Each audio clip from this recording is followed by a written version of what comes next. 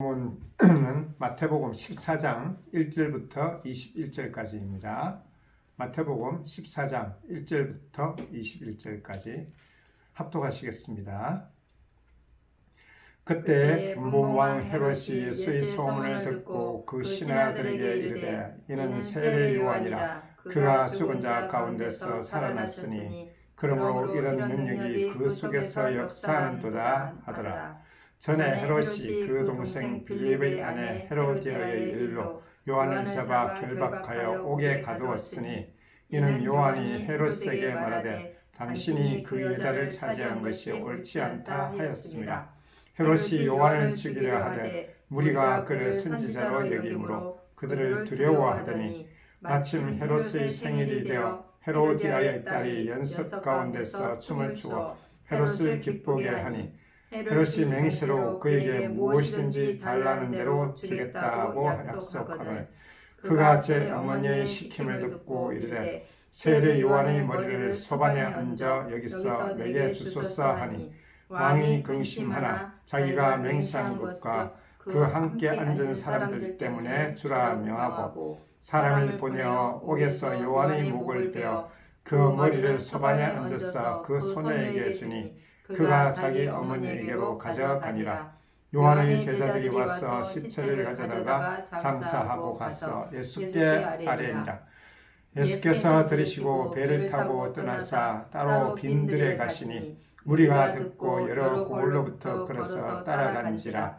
예수께서 나오사 큰 무리를 보시고 불쌍히 여기사 그 중에 있는 병자를 고쳐주시니라. 저녁이 되매 제자들이 나와 이르되 이곳은 빈들이요 때도 이미 저물렀으니 무리를 보내어 마을에 들어가 먹을 것을 사 먹게 하소서. 예수께서 이르시되 갈 것 없다. 너희가 먹을 것을 주라. 제자들이 이르되 여기 우리에게 있는 것은 떡 5개와 물고기 2마리뿐이니라.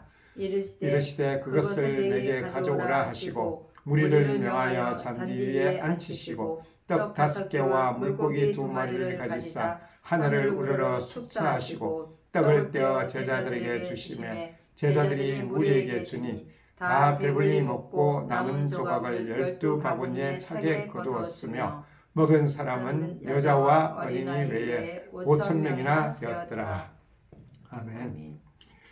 오늘 본문에서 세례 요한의 죽음이 분량이 1절부터 12절까지 꽤 많은 분량이죠. 그리고 또 13절부터 21절까지 오병이어의 기적이 나오는데 이 또한 전체적인 분량으로 보면 상당히 긴 분량입니다. 이만큼 이 성경에서 분량을 차지하고 있다는 것은 그만큼 더 중요하다는 이야기를 하는 것이죠. 지난주 설교를 기억하시는지 모르겠는데 13장 끝에서 예수님의 사역에 대하여 적대하고 예수님을 배척하는 세상의 반응을 우리가 보았죠. 선지자가 자기 고향과 자기 집 외에서는 존경을 받지 못함이 없느니라 해서 자기 고향과 자기 집, 그러니까 예수님에 대해서 고정관념을 가진 곳에서는 예수님을 존경하지 않고 선지자를 존경하지 못한다는 말을 우리가 들었습니다. 오늘 세례 요한의 죽음도 이 연장선상에서 살펴볼 수 있을 것입니다. 마태복음에 기록된 세례 요한의 삶을 한번 살펴봅시다. 3장에서 세례 요한의 사역이 시작되고 그리고 주의 길을 준비하는 자로서 세례를 베풀고 회개하라 천국이 가까이 왔다라고 심판을 선언을 하죠. 그리고 메시아이신 예수님에게 세례를 베푸는 귀한 역할을 담당했습니다. 그리고 4장에서 요한이 옥에 갇혔음을 잠깐 언급을 하고 9장에서는 요한의 제자들이 예수님의 제자들과 금식 논쟁을 하죠. 왜 우리는 금식하는데 당신의 제자들은 금식하지 않느냐고. 그리고 11절에서는 요한이 제자들을 예수에게 보내 오실 메시아가 당신입니까? 라고 하면서 예수님에게 대해서 회의를 표현하죠. 요한은 옥에 갇혔으니 이제 메시아가 오셨으면 자기가 믿는 메시아가 오셨으면 당연히 옥에서 놓여지고 그리고 이 로마 군인들을 물리치고 그 압제에서 벗어날 것을 알았는데 변화도 없고 자기도 여전히 옥에 갇혀 있으니 얼마나 답답했겠어요. 그래서 예수님에게 그 헤이르게트를 표현하였습니다. 오늘 14장에서 헤로디아의 일로 분봉왕 헤롯을 공개적으로 비난함으로 말미암아 죽임을 당하는 장면입니다. 세례 요한은 단순히 어떤 주의 길을 예비하는 역할을 넘어서는 거죠. 왜냐하면 주님의 말씀을 전하고 주님의 의를 이야기를 했는데 죽임을 당한다는 그 과정 속에서 우리는 예수님의 사역의 일부분을 알 수가 있는 거죠. 결국 세례 요한은 예수님의 고난의 길을 일부분 암시하고 있는 것입니다.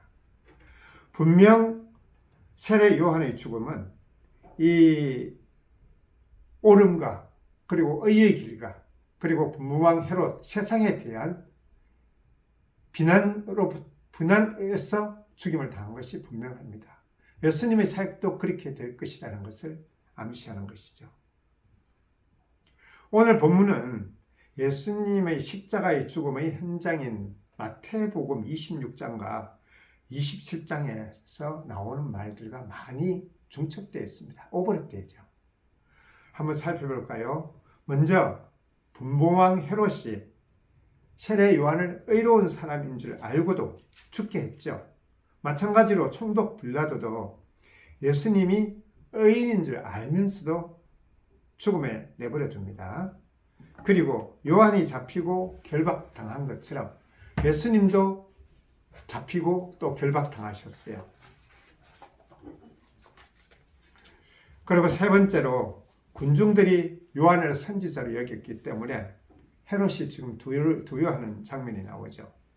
대제사장들과 바리새인들도 그리고 빌라도도 군중들이 예수님을 선지자로 여겼기 때문에 두려워합니다. 네 번째로 헤롯이 다른 사람에 의해 세례 요한을 죽이도록 요구받은 것처럼 빌라도도 다른 사람들에게 의해서 예수님을 죽이도록 강요받았죠. 군중들에 의해서 예수님을 십자가에 내준 것이죠. 다섯 번째로 요한이 제자들에 의해 장사된 것처럼 예수님도 제자인 아리마대 요셉에 의해서 장사됩니다. 이와 같이 비슷한 부분들이 많이 오랩되는 것은 결국 요한이 주님의 길을 예비하는 자를 넘었을 뿐만 아니라 또한 예수님이 당하실 고난을 일부분 이미 암시하고 있는 것이죠. 요한의 죽음이 분명 진리와 하나님의 근위로서 죄를 지적한 탓인 것처럼 예수님도 메시아로서 십자가의 죽음에까지 연결되는 것이 분명히 진리와 하나님의 근위로서 죄를 지적한 탓이라고 볼 수 있겠죠. 물론 대상은 다르지만요. 오늘 본문에서 헤롯은 의붓딸의 요구를 듣고 근심하죠. 마가복음 6장 20절 한번 찾아봅시다.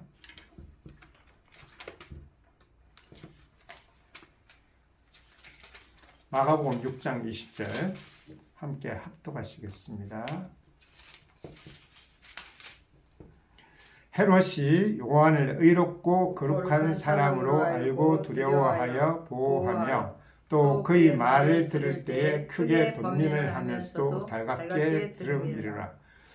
헤롯 같은 존재도 이 세례 요한의 말을 듣고 또 달갑게 여겼대요. 그렇지만은 자기의 이익과 그리고 옳고 그름의 그 사이에서 그 극복을 못하는 것이죠. 자기의 유익을 따라가다 보면 결국 악으로 갈 수밖에 없잖아요. 지금 세상도 똑같은 거지만요.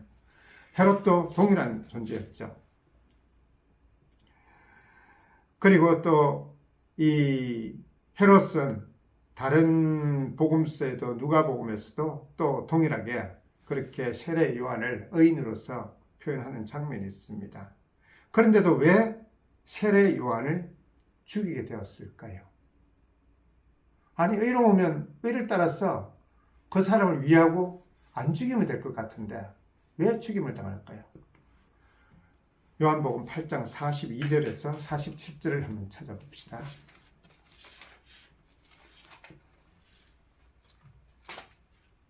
요한복음 8장 42절에서 47절까지 찾으셔서는 합독하시겠습니다. 예수께서 이르시되 하나님이 너희 아버지였으면 너희가 나를 사랑하였으리니 이는 내가 하나님께로부터 나와서 왔음이라. 나는 스스로 온 것이 아니요 아버지께서 나를 보내신 것이니라. 어찌하여 내 말을 깨닫지 못하느냐. 이는 내 말을 들을 줄 알지 못함이로다. 너희는 너희 아비 마귀에게서 났으니 너희 아비의 욕심대로 너희도 행하고자 하느니라.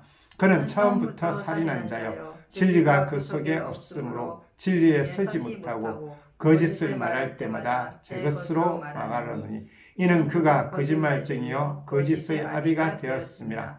내가 진리를 말하므로 너희가 나를 믿지 아니하는도다. 좀 느껴지죠? 요한복음 42장 지금 45절까지 읽었는데 46절 47절도 마찬가지예요. 하나님께 속하는 자는 하나님의 말씀을 듣지만은 너희가 듣지 않으면 하나님께 속하지 아니함이라는 거예요. 세상이 믿는 자들과 그리고 믿지 않는 자들에 대해서 믿지 않는 자도 자기들이 믿지 않기 때문에 자기 편이지만은 믿는 자들은 그들은 거짓의 아비에 속했고 마귀에 속했고 그리고 또 거짓말쟁이기 때문에 우리와 같이 소속이 달라요.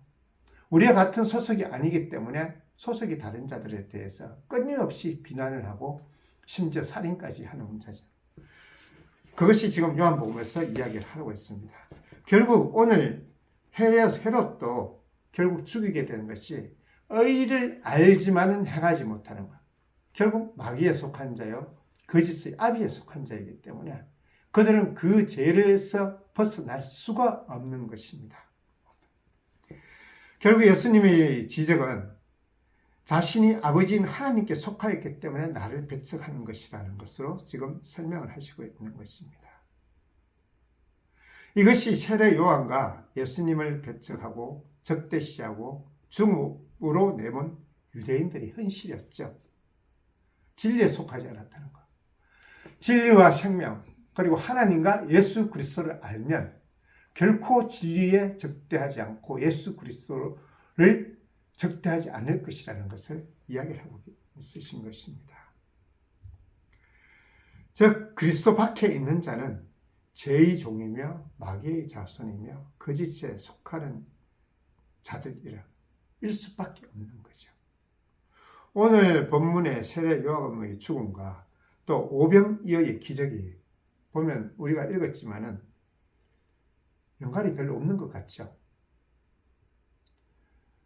지금 뜬금없이 분봉왕 헤롯의 악행을 이야기하다가 그 다음에 갑자기 오병이어의 일을 이야기를 하고 있습니다. 그런데 이 두 사건을 연결시켜주는 고리가 하나 있습니다. 9절을 한번 읽어볼까요? 14장 9절 왕이 근심하나 자기가 맹세한 것과 그 함께 앉은 사람들 때문에 주라 명하고 함께 앉아있다고 이야기합니다. 9절에서. 그리고 19절을 한번 찾아봅시다. 19절 무리를 명하여 잔디 위에 앉히시고 여기까지 하면 됩니다. 무리를 명하여 잔디 위에 앉히시고 9절에서도 자기와 함께 앉은 사람들 때문에 이 앉다는 말이 의외로 그냥 단순히 참석을 이야기하는 것 같은데 밑에 풋노트를 찾아보면 풋노트 다 있을 겁니다. 3번 8장 11절 난하주를 보라 해놨어요. 8장 11절의 풋노트를 한번 찾아러 가봅시다. 마태복음 8장 11절요.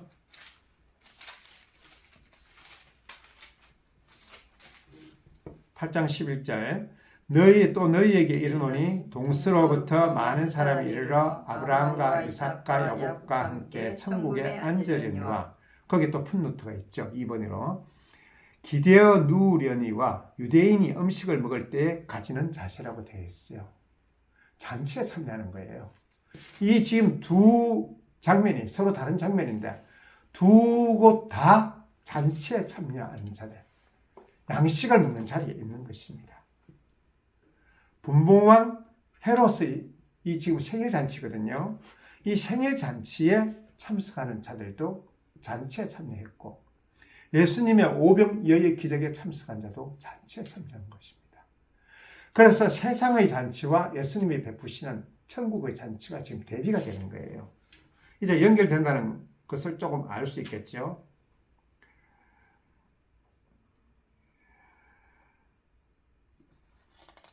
두 가지의 만찬이 지금 열리고 있다는 그런 관점에서 우리가 살펴볼 겁니다. 그러면 먼저 헤롯의 생일 잔치를 한번 살펴보겠습니다. 분명 삶의 진미가 있었겠죠. 세상의 왕이니까요. 그리고 당연히 술도 있었고요.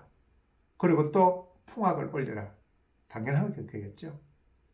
육신적 감각적인 그런 음악들이 있었을 거고 그 마지막을 헤로디아의 딸이 그 육감적인 춤으로 절정을 이루는 것입니다. 헤로디아의 딸을 나이가 그 당시 한 13세에서 15세로 보고 있는데 지금 사람들이 술과 음식으로서 얼큰하게 취하고 있는 속에서 그리고 세상이 전부 자기 욕심을 채우잖아요. 그러한 잔치에서 헤로디아의 딸이 춤을 춤으로해서 불길을 당긴 거죠. 오직 쾌락과 말초적인 즐거움 속에서 헤롯은 한껏 취하고 분위기에 업되어 가지고 그런 태폐적인 분위기 속에서 헤로디아의 딸의 그 춤을 보고는 섣부른 약속을 하는 거죠. 그 춤이 어떤 우리가 생각하는 예술적인 춤이었겠습니까? 그러진 않았을 거예요. 아주 태폐적인 속에서 사람들의 기분을 업시키는 그런 춤이었겠죠. 그 속에서 섣부른 약속을 하고 자기가 의인으로 알고 있는 세례 요한에 대해서도 알량한 자존심을 내세우면서 죽음으로 내모는 것이요. 그의 죽음을 명령한 것입니다. 그런데 예수님의 오병이어의 잔치를 한번 살펴봅시다. 예수님 제자들 신이 났겠습니까? 안 났겠습니까? 신 났죠. 남자만 5,000명이고 최소한 10,000명이 넘습니다. 이 인원들에게 12제자가 그 먹을 음식을 나눠준다고 생각해 보십시오. 한 사람당 거의 1,000명분이에요. 이 도시락도 한 박스에 50명분이면 아마 엄청 무거울 건데 1,000명분이면 20박스예요. 그 20박스를 나른다고 생각하는데 그게 또 얼마나 기뻤겠어요. 받는 사람들이 고마워하는 속에서 이 주는 사람은 어쓱어쓱됐겠죠. 우리 예수님, 우리 선생님, 이제 그때는 선생님을 알게 있었지만 선생님은 이런 분이야. 너희들 봐라. 그 기적을 행하는 자들이 우리 제자들이야. 엄청 아무 자부심을 가졌을 거예요. 어쓱어쓱 귀에 웃음이 막 걸렸겠죠. 그런데 또한 군중들은 어떻게 했을까요? 이런 그냥 아무것도 없는 장소에서 끊임없이 나오는 그 음식물을 보면서 군중들이 신기하지 않았을까요? 우리도 지금 어떤 기적의 장소에 가면 아마 기쁨과 즐거움이 넘칠 건데 그 당시의 사람들, 그 많은 군중들을 먹이시는 오병이어의 기적은 그 군중들이 정말 예수님의 기적을 보면서 이제는 메시아가 오셨다라고 하는 그 환희 속에서 정말 기쁘고 또 배부르니까 감사하고 했겠죠. 이 놀라움과 기쁨의 연속, 이러한 잔치에 참여한다는 것은 정말 예수님에 대해 가지고 자부심이 저절로 넘치는 그런 현장이었을 거예요. 또한 이 오병이어의 기적은 이 성경을 살펴보면 예수님의 긍휼과 자비의 현장이었습니다. 14절을 한번 살펴보시면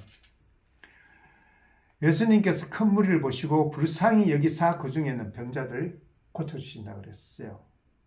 불쌍히 여기사 예수님의 긍휼과 자비가 지금 드러나는 현장인 것입니다. 마가복음 6장 34절을 또 한번 더 살펴볼까요? 마가복음 6장은 이 오병이어와 같은 병행 구절입니다. 마가복음 6장 34절 함께 한번 읽어보시겠습니다. 예수께서 나오사 큰 무리를 보시고 그 목자 없는 양 같음으로 인하여 불쌍히 여기사 이에 여러 가지로 가르치시더라. 불쌍히 여기사 여러 가지로 가르치신대요. 누가복음에서는 9장 11절에 보면 하나님의 나라의 일을 이야기하시고 그리고 병자를 고치신다고 되어 있어요.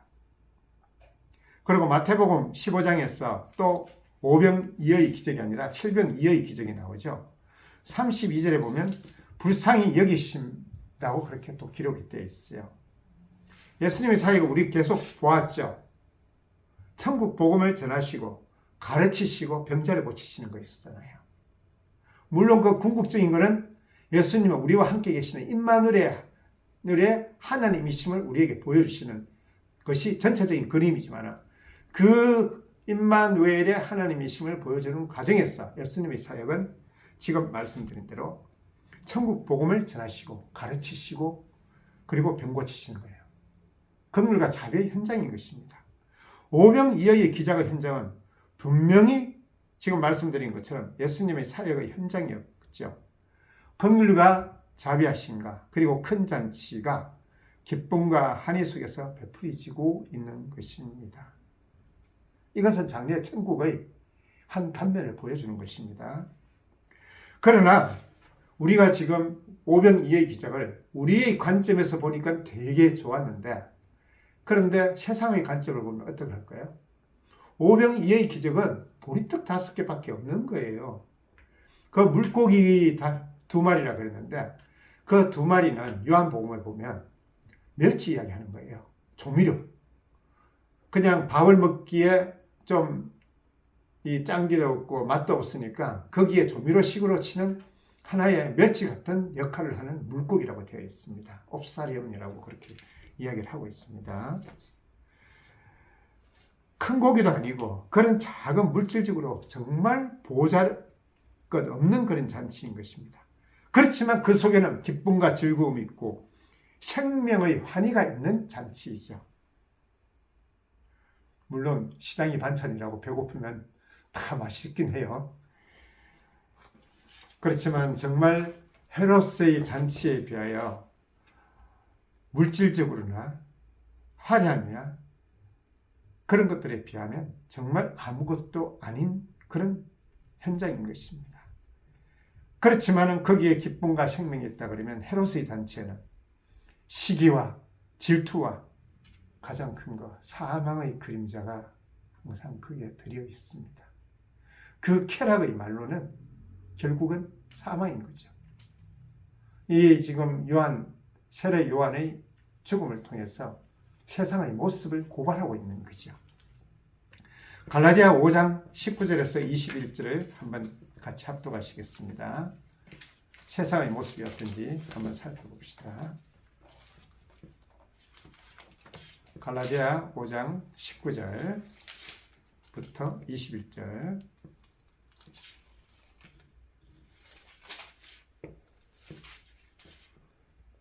찾으셨으면 합독하시겠습니다.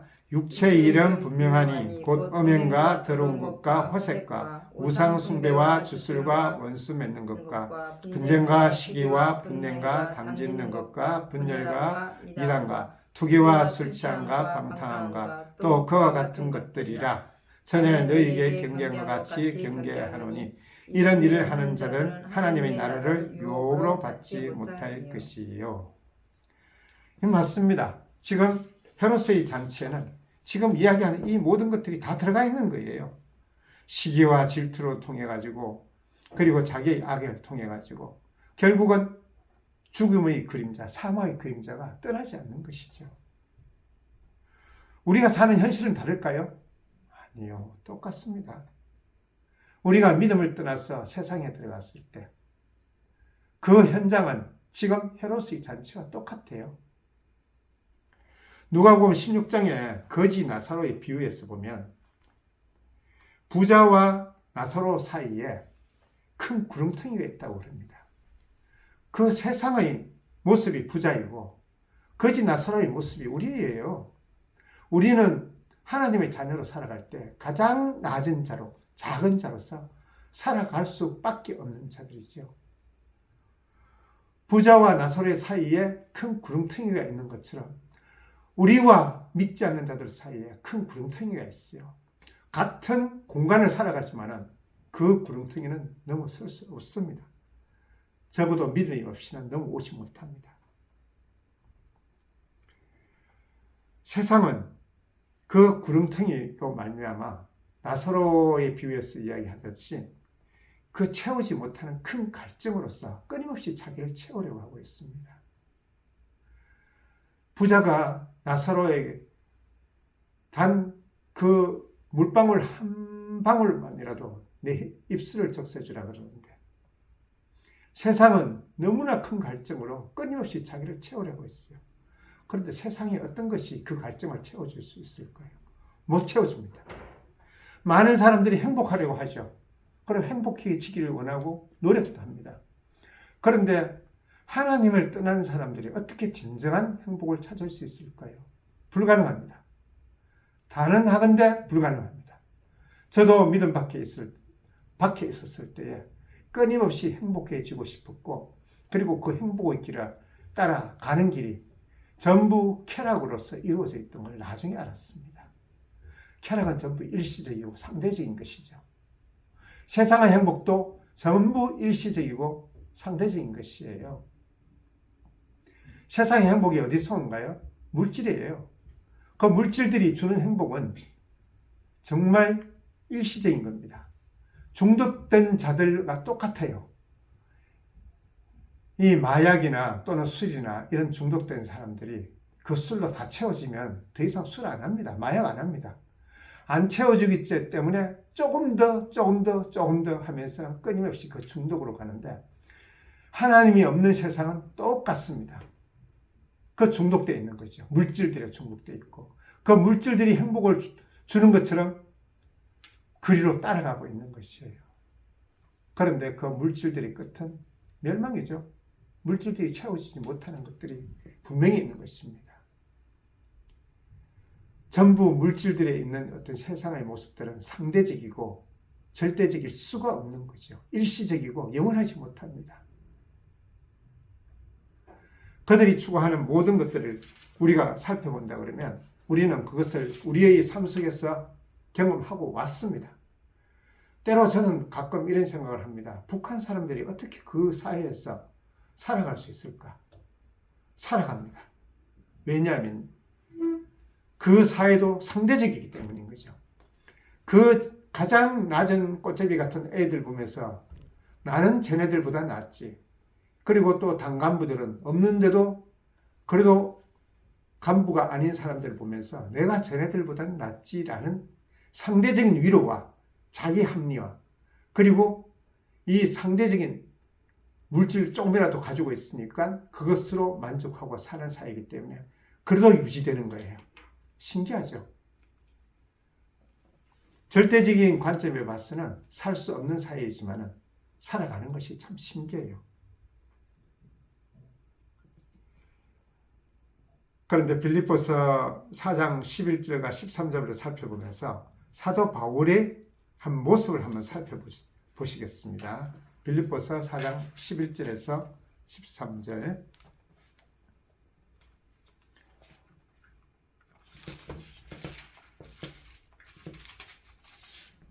찾으셔서는 합독하시겠습니다. 내가 궁핍함으로 말하는 것이 아니니라. 어떠한 형편에서든지 나는 자족하기를 배웠노라. 나는 비천의 차이들도 알고 풍부의 차이들도 알아. 모든 일, 곧 배부름과 배고픔과 풍부와 궁핍의 차이를 줄 아는 일체의 비결을 배웠노라.